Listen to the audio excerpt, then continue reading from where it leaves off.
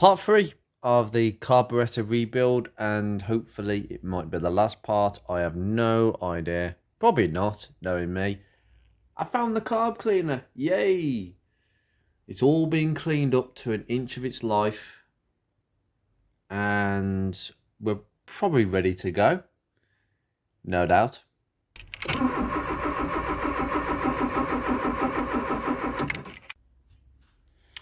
Right, before we start, there's a couple of things that I just want to add in straight away. Now, these tubes, by the way, they do come out. If you put your finger on them, they'll come out.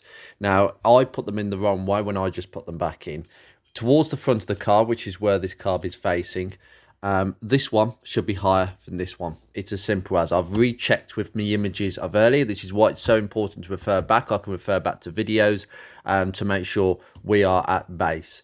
The other thing is, these sleeves, you see this sleeve here, they go in both shafts that run and that all the spindles run off. Okay, now these are basically these little things. Okay, you just curl them round and you put them in. There's one there, there's one there, there's one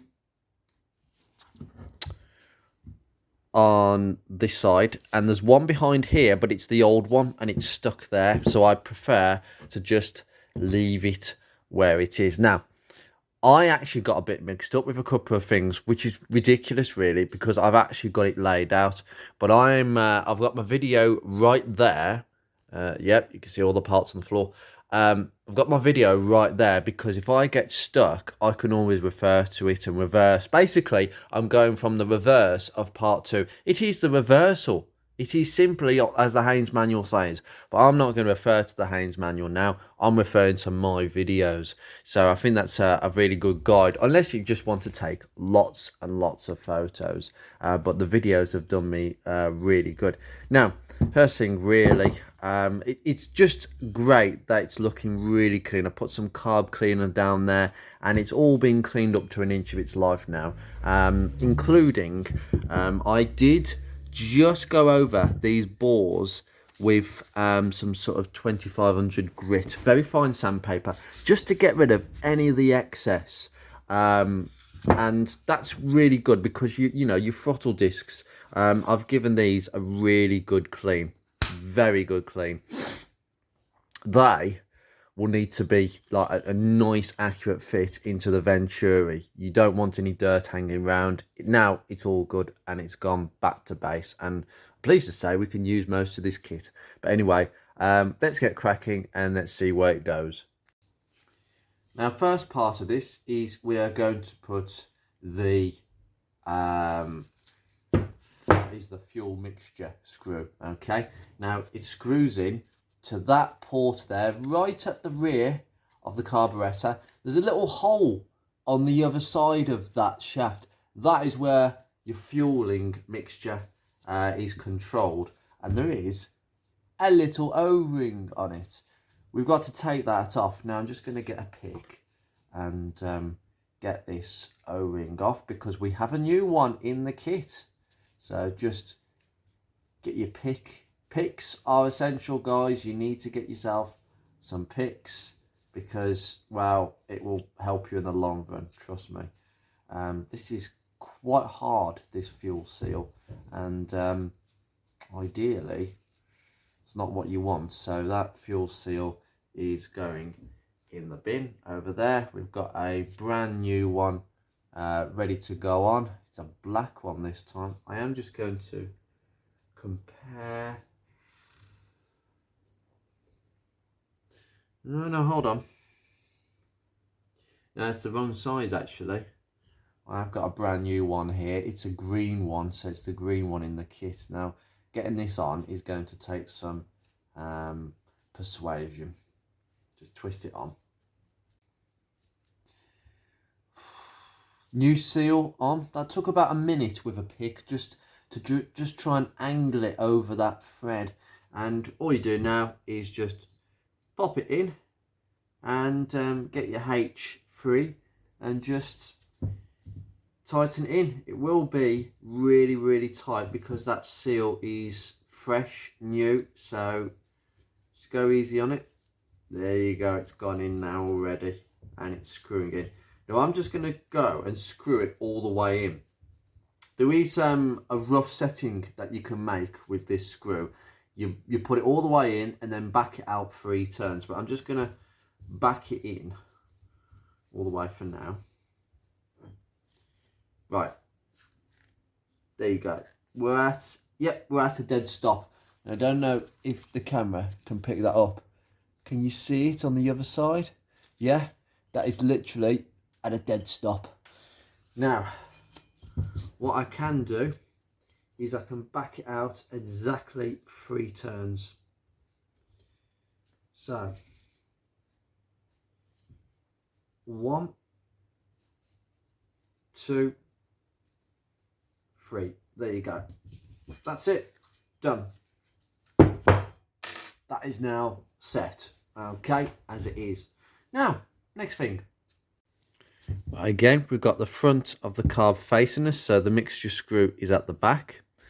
Now we're not going to do it, well, we are going to put this shaft in. Now, before we put this shaft in, there's one thing you need to put into this groove, and it is one of these washers.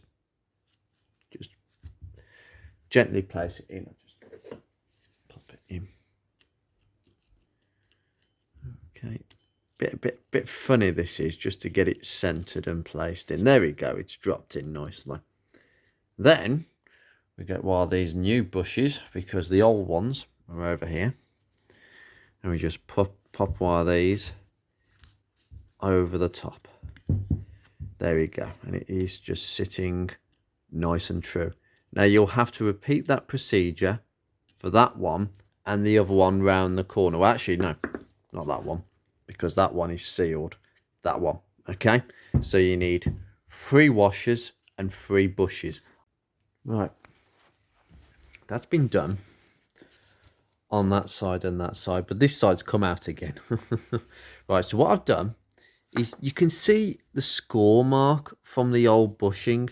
So you just need to put the bushing and the washer on the shaft. I think I should have done that in the first place. But it's quite tight, that new bushing, which is really good.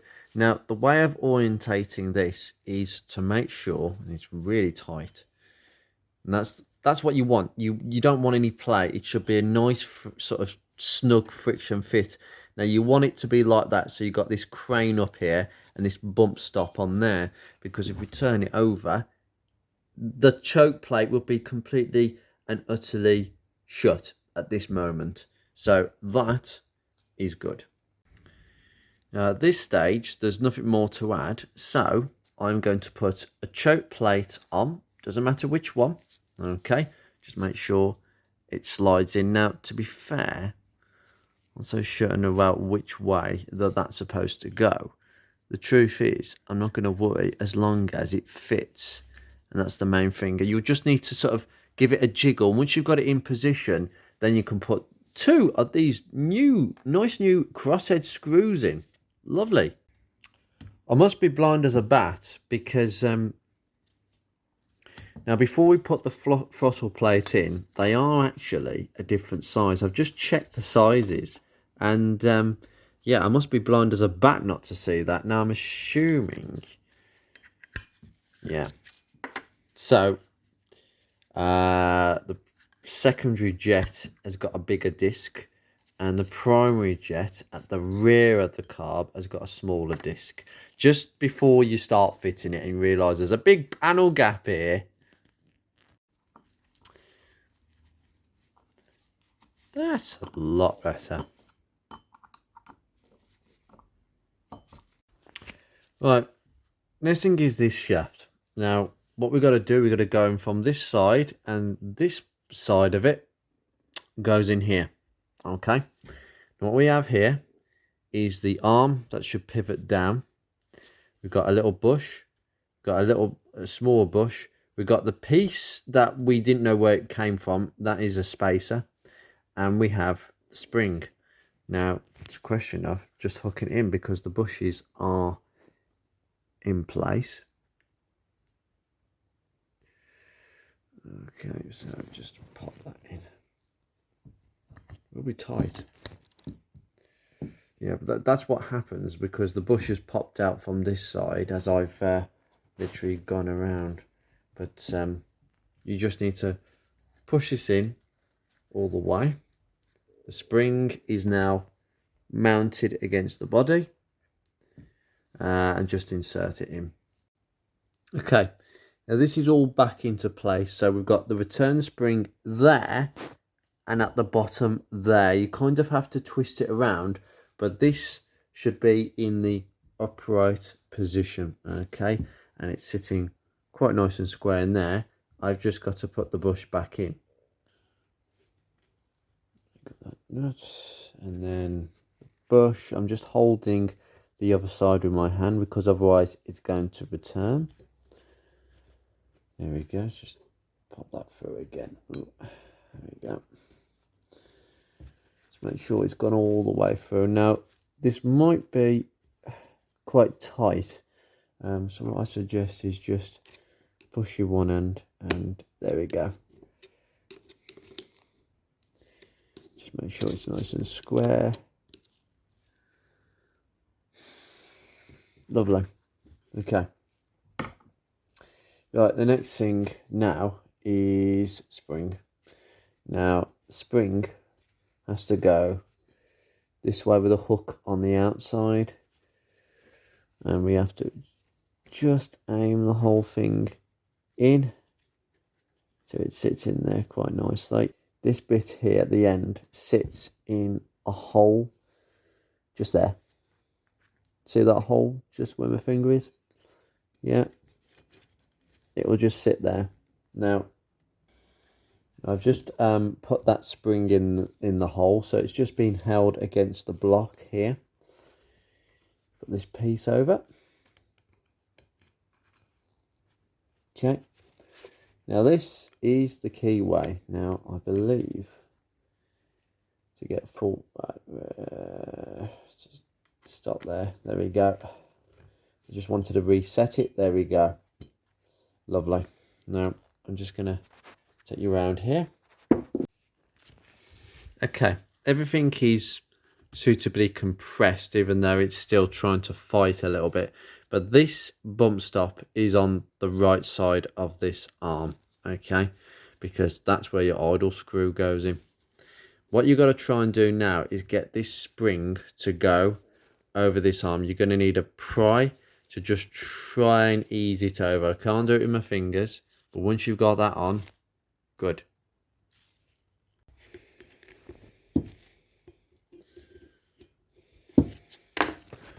Brilliant. Fantastic. Right.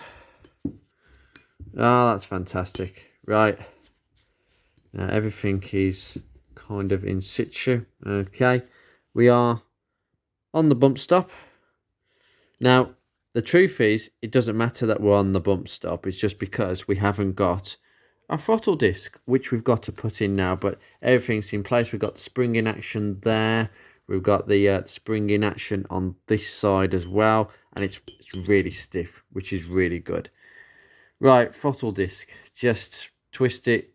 Make sure that you get it lined properly and screw it in.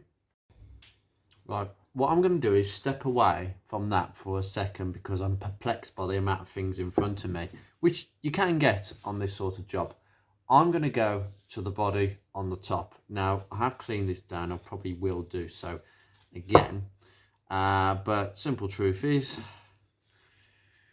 we'll put a couple of these bits and pieces in. Now, this will just screw into here. Okay, this is the fuel inlet. I'll just give it a bit of a clean and just screw it in.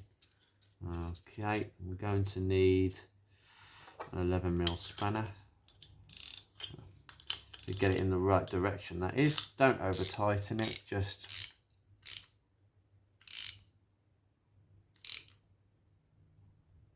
tight. There you go. Right, that's done. Now, next thing, fuel filter and the banjo bolt. The banjo bolt comes with a new washer, by the way. So literally all we have to do is put the open end into the side that feeds it. So this open end goes straight in. Okay.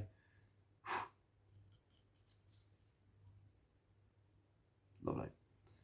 Then just put sealing washer on with the banjo bolt. Now, to be honest with you,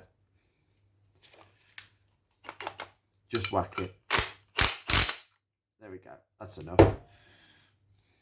Done. Back to the main body. Right, we have a pitot tube. Now, that pitot tube goes in here. You'll see a little valve in there, okay? You'll see it straight away. And we've got another seal that we need to replace. Get rid of that one and put the new one on, which is a black one. This is that was far easier than the needle valve. You will probably need just a little bit of silicone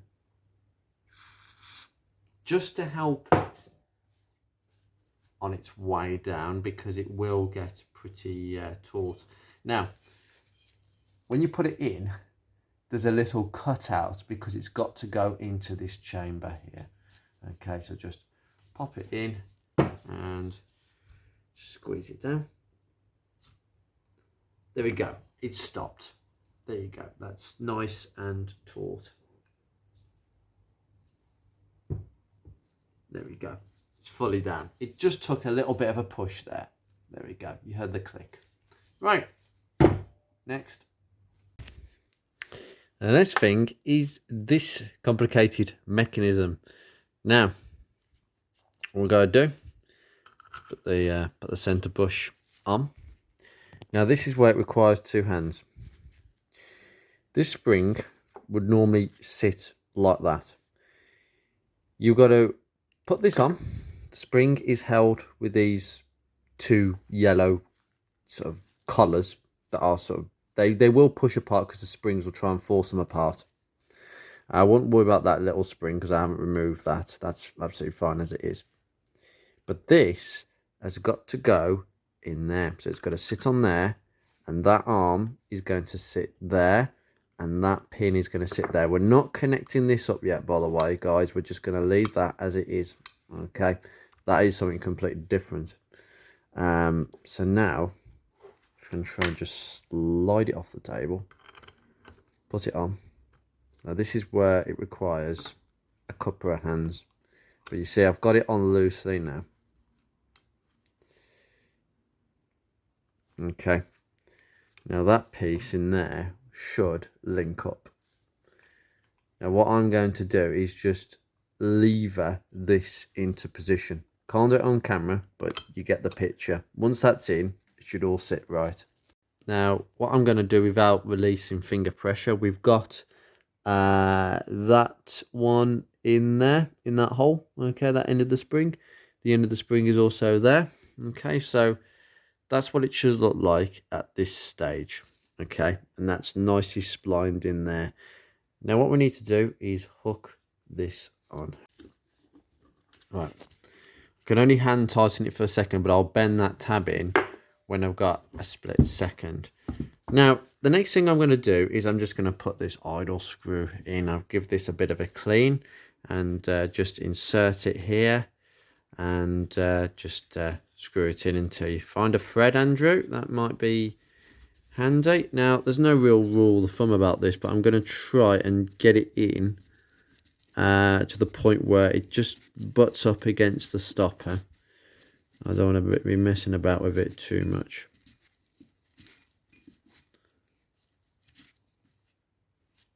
Right, that's it. Okay, I'm not messing about with that. Okay, that is now in. Now, the other one that we've got to fit is this. Remember this? Yeah, just hook it in like this. Okay, hook it in like that. And then all we need to do is put the clip. Now, the clip will just go here. Okay, on this side. You just got to sort of... My laptop is about to fall over all the place. See, look at this man working. I just knocked my own laptop. This is me reversing my my own actions, by the way. So see, I do some things right, but literally just put the clip over this bit. I don't think it'll allow me to do it. Oh, it has. There we go. done. Well, that's properly on, that is. Right, there we go. So we got all that on. Now, the next thing will be for the idle stop screw. Just fit this into the... So, there we go. It's only a loose fit at this stage. And again, this fast idle screw, there's no... I can't even screw it in. Just want to make a slight correction there. You put the screw on this side, the spring in the middle, and then the plastic bit on the outside, and then you just wind it into the plastic bit. There you go. See, even I'm getting it wrong. Right, one thing I've had to do, I wasn't quite happy about it, and I'm going to show you this. You see that copper washer there? Well, that, I'm not sure whether there was play here before, but watch what happens when I just up the accelerator. What's happening is there's a bit too much up and down movement here from the pressure of this spring. There you go. Can you see that? Now what I've done is I've taken most of that out with a thicker copper washer, which has not interfered in any sense. Look at that now. It works perfectly fine. But I was just a bit worried that the amount of pressure going that way would cause that to come out, because it's only pressured in, look. You know what I mean? So that's all good. I'm now happy with that, to put that on the car, with it being like that. But that's only the first bit.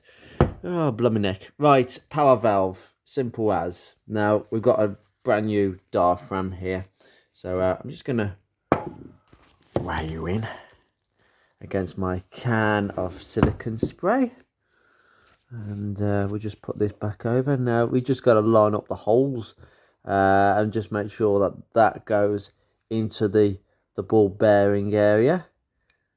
God, this is fiddly, this is. Ever told you that carbs is a fiddly job? They're not lime. Now we've got a spring that sits in the cup. Okay, it sits in that cup. Now, get your holes lined up properly. Okay, you should be able to see which is which. That's not going to help. Right. Might have to do this two-handed, because this spring, well, I don't want this spring going out under pressure.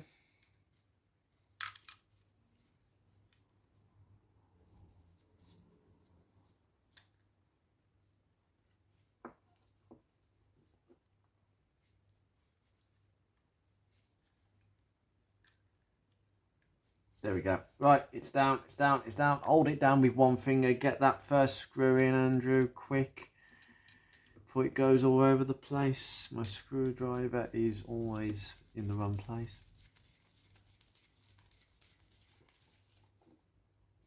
Done. Lovely. That is one power valve fitted. Right.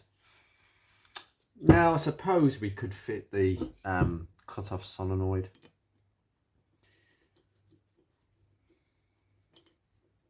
Just screw it in.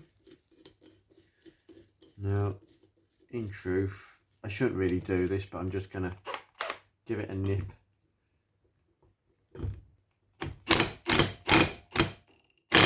That's it.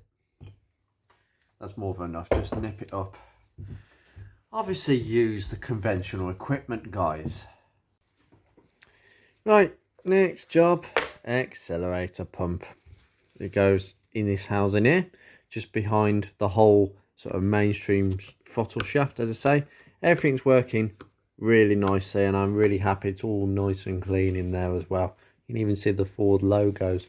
Now, first thing first, put the spring in. The next one is, well,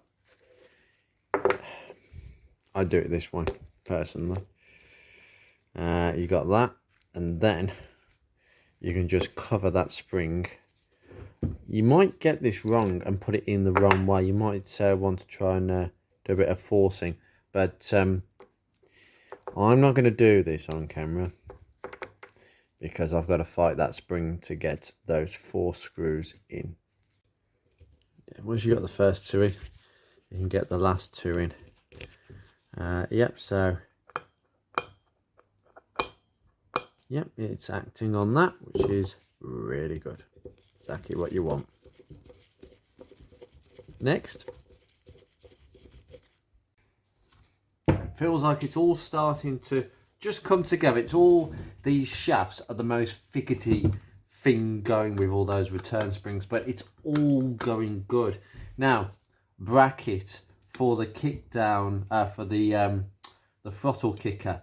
You just put it over the dowels, and I believe the bolts, they are flathead bolts. Well, screws, I should say. Just make sure that they're all in. That's gone in. This has been a bit of a longer task than I thought. Ollie, we're not finished yet either.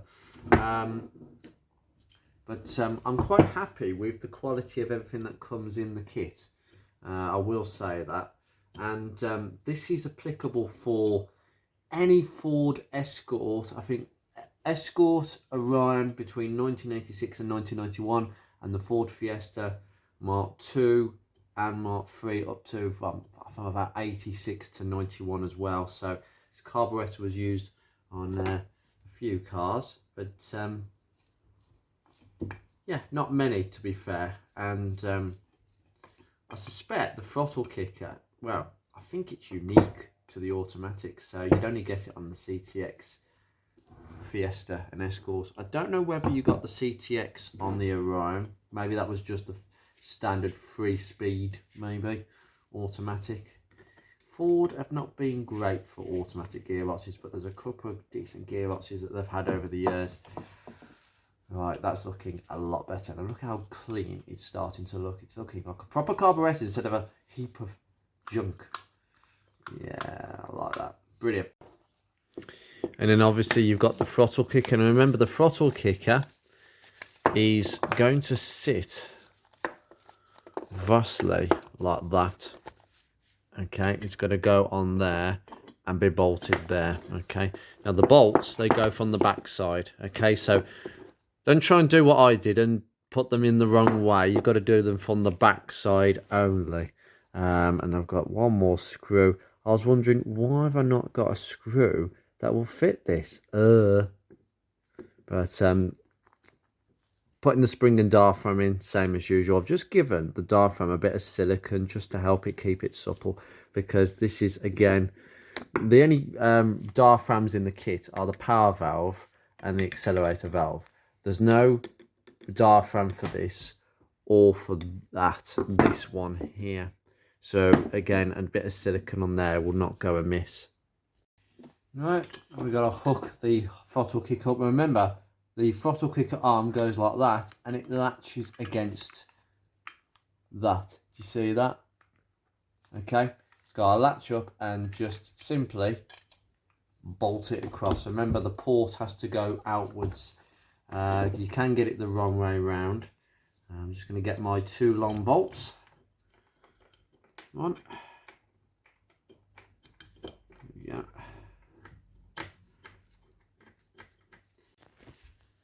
Right, now to secure the actual kick down throttle, we've got a number of these that we took off previously, and I didn't show you entirely clearly, to be fair. Right, the first one that goes on, as far as I'm aware, oh no, it's not that one, it's this one. Right, this is from the kit, believe it or not, because that's the one that came off, but we were discarding that one because it's kind of bent. We just put this down on there for now. Then we've got this conical spacer that goes inwards. Okay, so just put that in there and try and give it a bit of a wiggle around, because what you want it to do is to go into the middle. Ooh, almost, it's almost gone in. We'll sort that out in a second, but that will basically go into the middle, so there's none of that. That's what will happen. And then you put a little washer on, and then you put your locking, you put your nut on. Oh no, done it wrong on camera. There we go, locking tab, and then the nut. There you go. Simple as that. Just tighten it all up. You might have to hold it on the floor while you tighten that up. And that's that for this side. Done. Lovely. So that works perfectly fine. And the throttle kicker. There you go. Fantastic. I think I can demonstrate here quite clearly how the throttle kicker actually works. So basically, the car is at idle. You want to go from park to drive, okay? Now that would usually result in an automatic, a little bit of shuddering because there's a change in load on the engine. So what this does is it compensates for maybe we need a stronger mixture of fuel, slightly richer mixture of fuel. Basically, it operates on the same cam that the accelerator pump. Remember, this accelerator pump richens the mixture just for a little second between idling and moving off, right? And it does that by operating on this cam, because remember, this is the pump arm, and it will just literally lever away a little bit. Now, what this does is exactly the same thing because it's actually linked to the same cam. You can see the number on it now. I've cleaned it up. But basically, it will take a vacuum from a solenoid controlled, well, by a module, a very small module, and it basically operates off a certain air pressure from the inlet manifold. And when you go from idle, when you go from park to drive, the inlet manifold vacuum will change its note. There'll be a change in pressure. The solenoid will recognize this and send a load to the throttle kicker so that it just pushes. And what we'll do, we'll suck it in. The vacuum will pull the diaphragm up, and it will just move it just a fraction to make things a little bit smoother from going from park to drive and then back to park again. That's exactly what it does, you know, going from a non-driven gear to a driven gear. Really, really clever. Okay, right, so we've got a couple of bits and pieces, including the what we call the choke pull down assembly. Right, so what we're going to do next is we've got the top side, and we've got obviously where the choke plate goes in. We've got the shaft with the bush, and this bush sits on this side. So just put it in.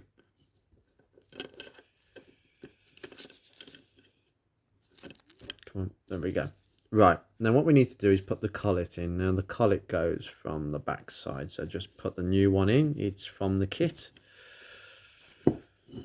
Dear me. This one really wants to fight with me. To be fair, I should have done that before I put it on. Silly me. There we go. That's a bit of a tight squeeze, so good. Right, we can put it back in now that we were supposed to in the first place. Okay. Right, that's good. Now, to be fair, I don't think it's. I think it goes in one way, so I'll just double check that. But it doesn't really matter because the collet will just sort of spin. Now, what we need to do is hook this into here. It doesn't matter again which way it goes. I've cleaned this, so I will just hook this in. If you can, it's going to be tight. I've just realised it's best to hook it in first, and then you can sort of aim it in. You sort of twist the collet, and then you can push it in. You kind of have to twist it into position, and then you can do what you have to do. There you go. You have to get it exactly in the right position to do this. It is fiddly, but it's quite important, this. Hey, right, it's finally gone in. It's finally just popped in. Brilliant. Fantastic, there we go. Bit stiff on the outside, but we'll we'll sort that out. Now what I want to do is put the actual disc on completely. So I'm just going to slip the disc in. Now I believe the disc will go this way towards the back side like this. There we go, and it slots in perfectly, and we can put the 2 small new black screws straight in there. Oh my god, it slots home so easily. The other 2 were not like this. It took a bit of a faff to actually get them seated in the right sort of position. And now it's all starting to come together. Oh, it's getting there now. I tell you what, I'd like to see inside the brain of the person who invented this. Just, how do they sleep at night? They must be constantly thinking about what they can do to make it even more complicated. It's not complicated. It's quite simple when you know how. It's all just linkages and rods, and it's just so refreshing and old school. This is me. This is seriously me today. I've loved this, and hopefully it's going to work. Fingers crossed. The next bit really is to link the pull down with the rod. Well, I've just attached the new grommet, and you literally just slip it on like that. Okay, you've got a couple of bolts that go in at the side, and then we'll go from there. Let's get a screwdriver behind it. Hey, there we go. It's snapped on. Ooh, that took a while. Now we've got a direct linkage now between that and the choke. Now we can just put this back on, because I didn't dissect this. I didn't want to. I really didn't. So we just put it on the dowel. There's one dowel. There we go. And start putting that nuts back in. I am going to give this a bit of GT85. Not sponsored by GT85. Just, you know, saying I love GT85. I think it's one of the most versatile products you can buy. I buy them in boxes of 20 odd. I'm glad that I've learned so much about them. I didn't cut my teeth on them, because naturally I'm not from the age group that really lived with them. I was kind of just after. I was when I was young, it was single point fuel injection. That was kind of the norm, really. So, you know, you have to do with what you've got. Anyway, I'll just put that in. But, you know, learning to use a choke, I think when I was starting to drive, you would have still seen the odd 1 or 2 cars with the manual choke, but a little bit beyond my age. There we go. Lovely. That is working properly. It's just pure mechanism. Just to check that it works. Yeah, fantastic. Ooh, goodness me. Right, what I've been doing is, this mechanism was getting a bit stuck. You just need to make sure that on opening that it returns and it shuts. What was happening, it was sort of, I was letting go and it was sort of stopping there. There was a bit of an air gap, so it wasn't completely shut. What it was, some of these pivots just needed a degrease. I'm just going to put some more on now. But honestly, yes, cleaning does a good benefit, but cleaning dries the surface. You've got to lubricate it again. You've got to keep on doing it. And eventually, you'll just end up with that, which is exactly what you want. Got a bit of GT85 on the spindle. Right. Spring. And obviously this. Now we've got to line the 2 holes at the top with the 2 holes, and go straight in there, and just, now this is going to be under some pressure here. This is going to take some holding potentially. Not first time. Should entitle this video Andrew Fights with Springs.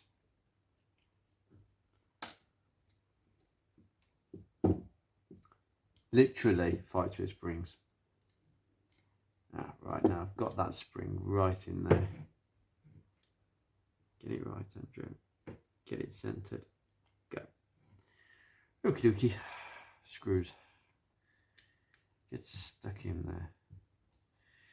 And anybody, I hope this video is going to be useful to anybody with a 2830 DFTM carburetor. As I say, the following cars are applicable for this car, for this carburetor.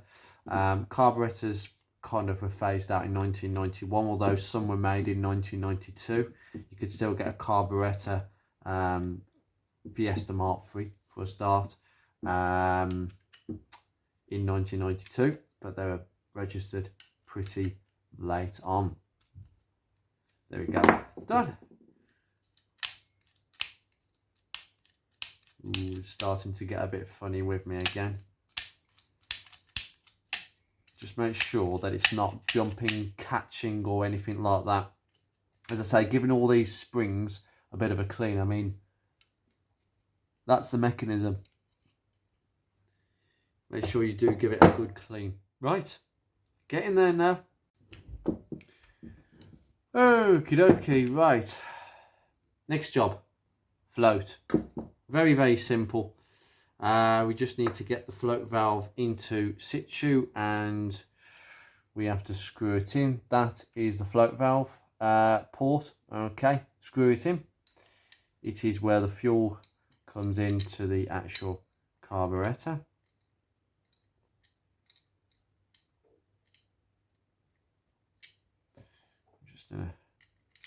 Just tighten it up with a 10mm. As I take that all the way back out, because I just realised one thing, I forgot the washer.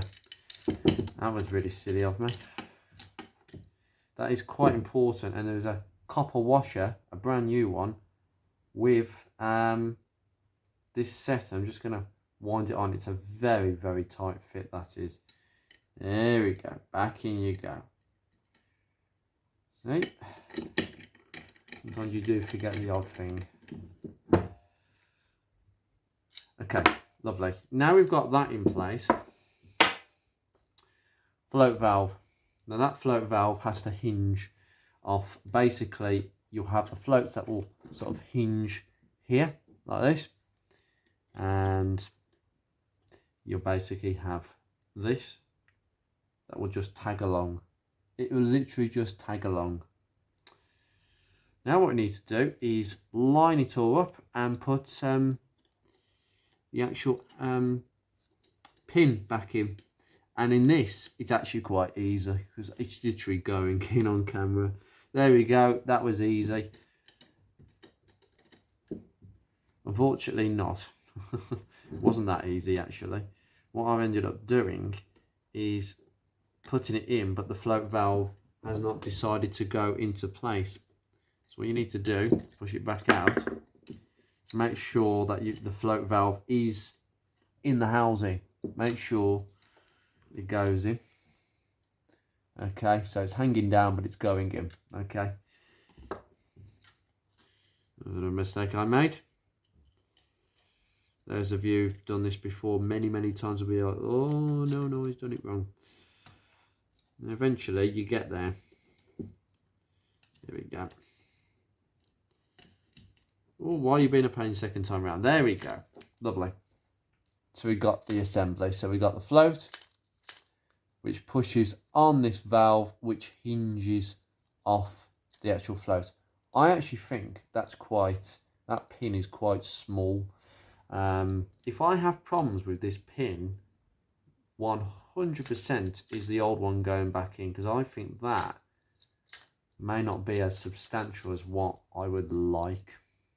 But nevertheless, so that's the idea, is in situ you'd be just going up and down, very not like that, it wouldn't be jigging all over the place, but it'd just be like that. But that pin is a bit more small than the originals, but I think that's absolutely fine. Perfect. Okay, emulsion tubes, next one. Okay, Simple.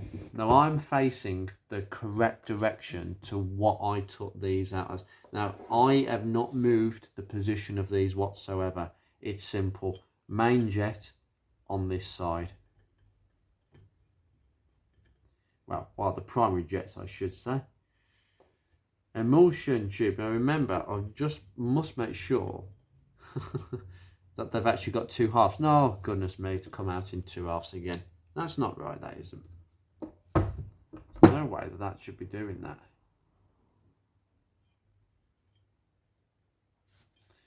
See, I don't like that. The fact that it's coming out so easily.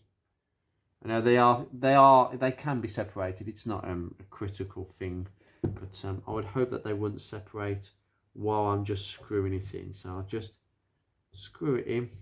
There you go, until it stops. Then we've got the emulsion tube. And then we've got another one. Remember, these are going exactly where they went last time. And the other main jet, where the jet is actually not willing to come out. Good. Now, there's no rule of thumb about this. You just screw them down until they basically stop. That one's stopped. Yep, that one stops. Do not over tighten. Just go tight. Yep. And then this one. There we go. Done. Lovely. They are all perfectly sorted. Now we've got the last piece of the jigsaw, the gasket. There's no real correct way of doing this. We get all the bolts for the body. Yes, yes, yes. Thank you very much. We are almost there. It's been a few hours. Put it that way. And just put the gasket over the top of the body. Make sure that everything is good. Yeah, everything looks good to me. Perfect. Now, I just had to stop myself there because there's one thing I didn't do. And that is using a vernier gauge or ruler to check the float setting. Now, the float setting determines how much fuel is in the bowl at any one time. If it's too much, it can actually flood the engine. I noticed that one of these tags was a bit bent. Someone's been in here before and had a bit of a bendy exercise, because essentially you're either supposed to bend this tag or this tag to adjust the actual basically when the valve starts opening. Now, the manual says hold it this way, okay? You've got to make sure that that valve is closed. So open, closed. Right, it's now closed. Now you've got to measure between the bottom of that float and the side, or I should say the top of the carburetor housing, okay? That's the measurement that you're supposed to make. For this carburetor, 8.5 millimeters, give or take a millimeter, and mine works out about 9.5 millimeters, 9 millimeters from that little hump there to that. So I'm going to leave it. But if you were adjusting it, you may have to go about moving this tag and bending it and just giving it a bit of an exercise to see what works. But I've done it, so this is now ready to go on.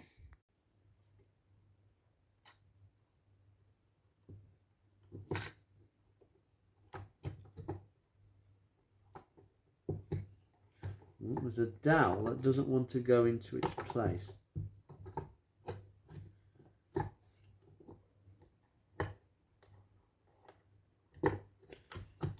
Oh, there we are. It's gone. It's gone. It's gone. It's gone. There was a dowel that just about went. There you go. Yeah, it takes a bit of patience. I'll just put a couple of these screws in, and the tag, lovely little tag, goes on the corner one. 2, 3, 4. That's amazing. Good. Voila, it's taken me a good few hours to get this assembled, but we've done it. is on it. Everything seems to operate as it should. All the choke linkage works perfectly fine. The accelerator works quite nicely. I can understand why people complain that Mark III Fiestas have sticky throttles, particularly the carb models, because I can feel all the valves and different accelerators that we're actually using, but it looks really nice and clean. It's all been gummed up. It's occasionally it seems a bit reluctant to want to return. Oh, it's doing it now. Oh, that's great. Fingers crossed then. I've stuck the fast idle screw and the idle screw in roughly where they were, and I've stuck that in the fuel needle and turned it back out a few times. So that which will give me a basic start to start the car initially in order to tune it.